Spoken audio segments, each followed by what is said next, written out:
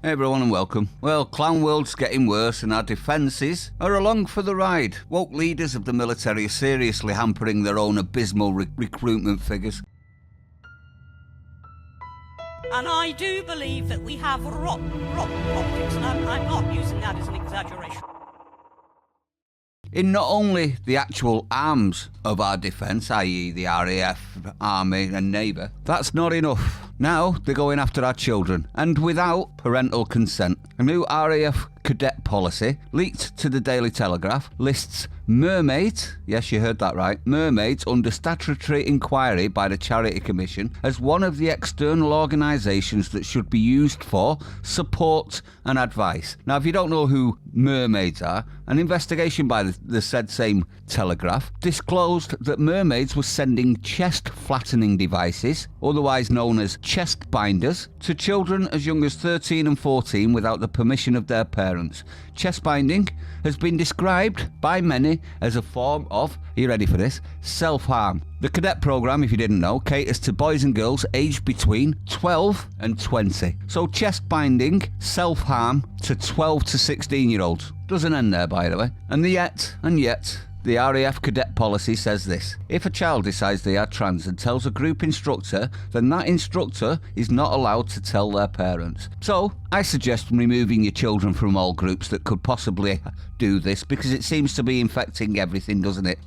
We've given up on the let children be children and are now pushing all sorts of radical ideas, because that's what this is, in my honest opinion. Radical. It completely destroys child safeguarding, does it not? Oh, and parental rights, obviously. They continue. The RAF says transgender cadets can wear uniform of either sex and advises on chest binders. Now, you're probably wondering why I'm bringing up the chest binders so much. Because, as stated earlier on of self-harm, there is a reason why it's classed as self-harm, and that is it does harm. In the cadet policy, chest binders are allowed, but adult volunteers are expected to watch out for transgender boys who may get into difficulty as a result of binding their bosom. They can often experience, they say, a great degree of discomfort when participating in strenuous activities. What's the point of being in the Air Force if you can't do strenuous activities, I'd like to say, but we'll carry on. If you know someone who is binding their chest, make sure, they said, that you monitor their performance carefully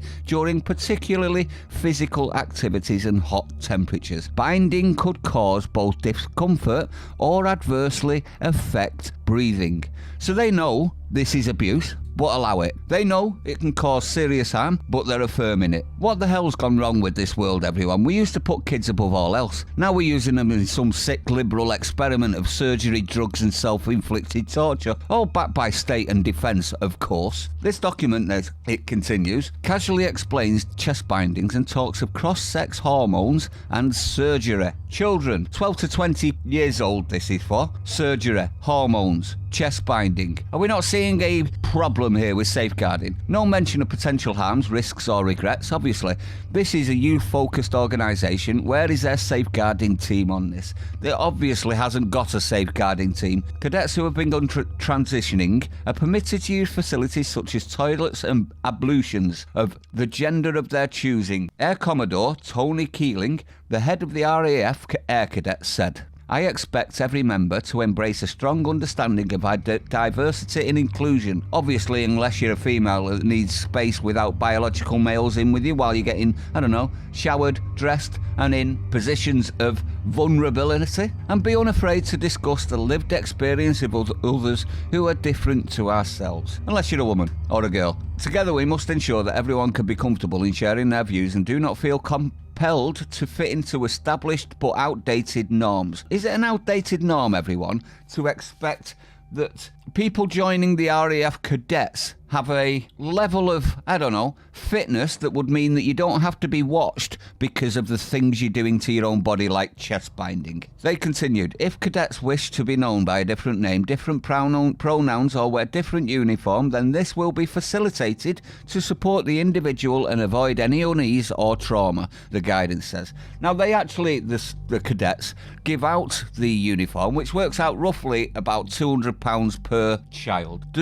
with them saying that it will be facilitated, does that mean that trans get 2? Maybe there's 3. Maybe there's a boy, girl, and something else. Maybe there's 100. You see where I'm going with that? Support the individual to avoid any unease and trauma, the guidance says. So unease and trauma is the excuse for the destruction of the family. If you're going to be taking parental rights away from them by not informing them of something so drastic as you're giving out information for surgeries and hormones and chest binding, I think that is a direct destruction of the family, isn't it? Ladies, I hope you're listening, and I hope you are seeing that this is mostly means you. In today's age where relationships are being destroyed and marriage is being destroyed and companionship is being destroyed, a lot of single mothers out there now, isn't there? Remember, while they're moaning, everyone, no one wants to join the military anymore already, with recruitment figures dropping drastically. Destruction of patriotism and woke intersectional hierarchy has completely destroyed our ability to defend ourselves on the world stage.